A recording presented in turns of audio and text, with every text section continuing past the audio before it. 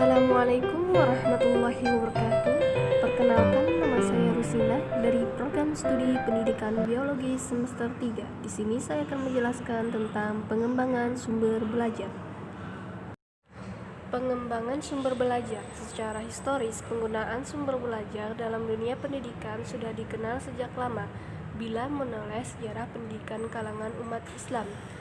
Pada masa pertengahan Islam, fasilitas sumber belajar sudah dikenal walaupun amat sederhana, namun sudah dilengkapi adanya ruangan yang luas untuk tempat perkuliahan.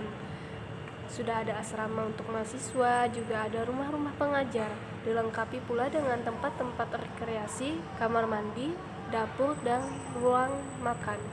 Saat ini, tren penggunaan sumber belajar tidak hanya digunakan apa adanya, melainkan dikembangkan terlebih dahulu.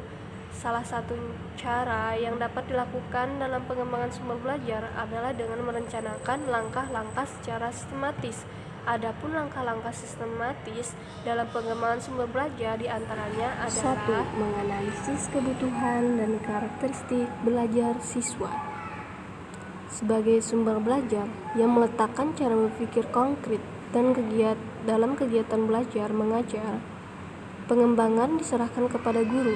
Guru dapat mengembangkan sumber belajar sesuai dengan kemampuannya.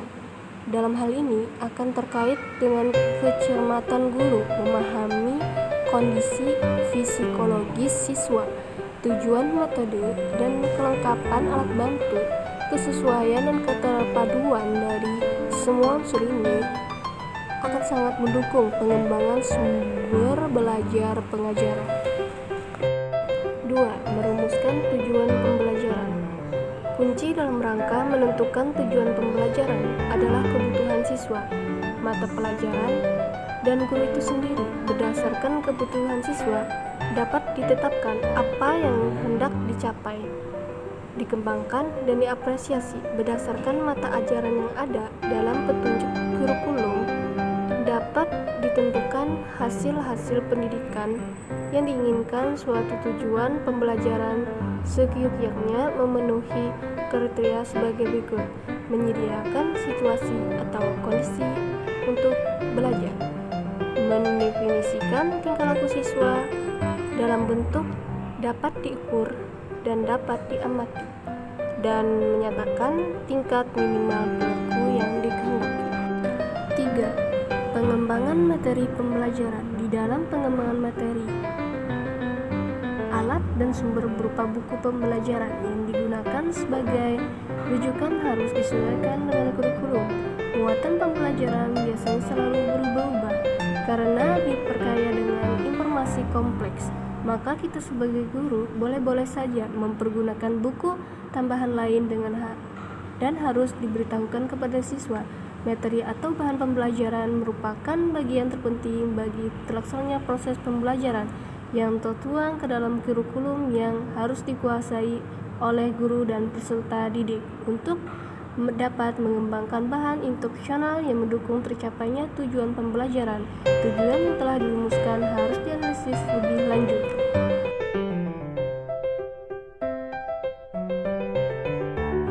4. Mengembangkan alat ukur keberhasilan.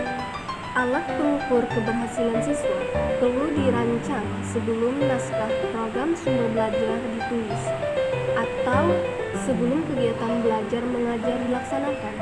Alat ini berupa tes penugasan atau daftar cek perilaku. Alat pengukur keberhasilan harus dikembangkan sesuai dengan tujuan yang akan dicapai dan pokok-pokok materi pembelajaran yang akan disajikan kepada siswa. Alat pengukur keberhasilan harus bisa digunakan secara tepat saat dibutuhkan dalam pembelajaran.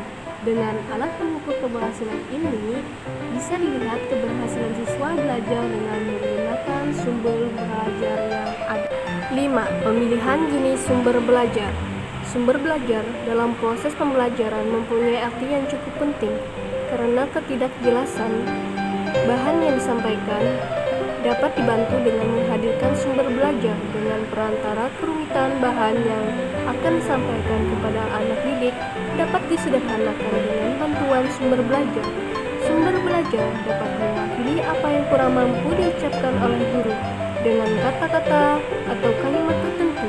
Dengan demikian, anak didik lebih mudah mencerna bahan yang dipelajari.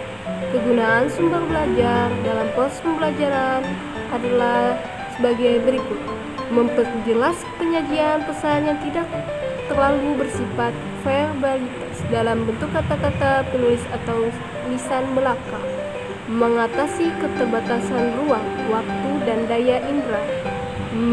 Dengan menggunakan sumber belajar, pendidikan dengan cara cepat, bervariasi, dan dapat diatasi sikap pasif anak didik. Dan dengan sifat yang unik pada siswa ditambah lagi dengan lingkungan dan pengamalan yang berbeda. Sedangkan kurikulum pendidikan ditentukan sama untuk siswa, maka guru akan mengalami kesulitan bila mana semua itu diatasinya sendiri. 6. Mengadakan evaluasi. Evaluasi adalah proses memberikan atau menentukan terhadap hasil belajar tertentu berdasarkan suatu kriteria tertentu. Evaluasi merupakan suatu proses untuk menentukan jasa, nilai, atau manfaat kegiatan pembelajaran melalui kegiatan penilaian dan pengukuran. Evaluasi sumber belajar adalah proses yang dimaksudkan untuk mengumpulkan data tentang efektivitas dan efisiensi bahan-bahan pelajaran termasuk sumber belajar.